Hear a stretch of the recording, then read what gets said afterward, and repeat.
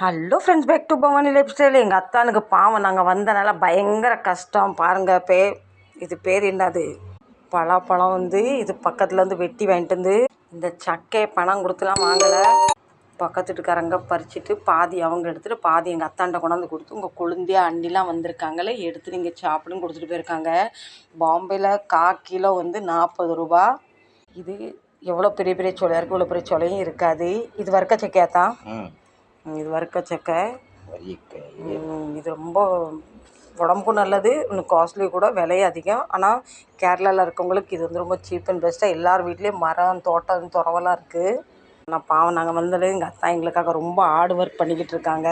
உங்களுக்கு பலாப்பழம் பிடிக்குமா சொல்லுங்கள். ஆனால் இது கையில் எடுக்கிறதுக்கு முன்னாடி தேங்காய் எண்ணெய் தொட்டுக்கணும், இல்லைன்னா கையில் பிசு பிசுன்னு ஆகும். எங்கள் அத்தா எண்ணெய்லாம் எடுத்து வச்சுருக்காங்க.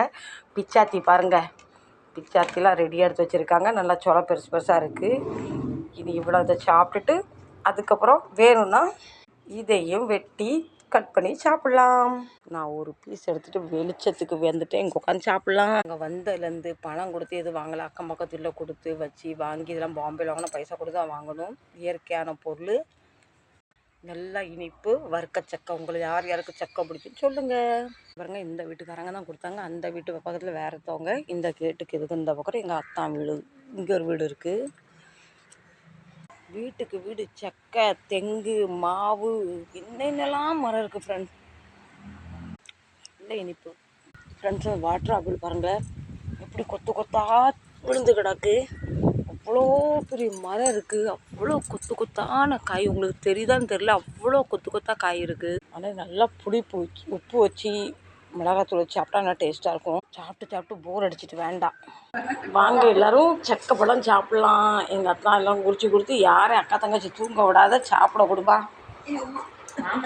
ஃப்ரெண்ட்ஸ். இந்த மாதிரி பழம்லாம் கிடைக்கும் போது சாப்பிட்டுக்கணும், வேண்டாம்னு சொல்லக்கூடாது. எப்போ கிடைக்குன்னு தெரியாது. வாங்க சாப்பிட்லாம்.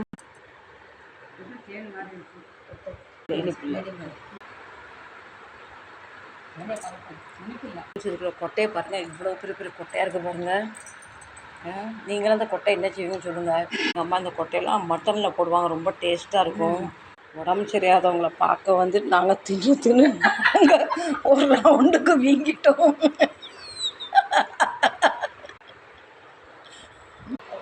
இயற்கை பொருள் சாப்பிட்டு தவட்டிட்டு இன்னும் என்கிட்ட இருக்குது, இன்னும் பகுதி இருக்குது. பாம்பேயில் இதெல்லாம் பணம் கொடுத்தாலும் இவ்வளோ ஒரிஜினல் பொருள் கிடைக்காது. இருந்தாலும் நாங்கள் சாப்பிட்டுக்கிட்டே இருக்கோம். உங்களுக்கு இந்த பலாப்பழம் பிடிக்குமா சொல்லுங்கள். இது வறுக்க சக்கை நல்லா டேஸ்ட்டாக இருக்குது.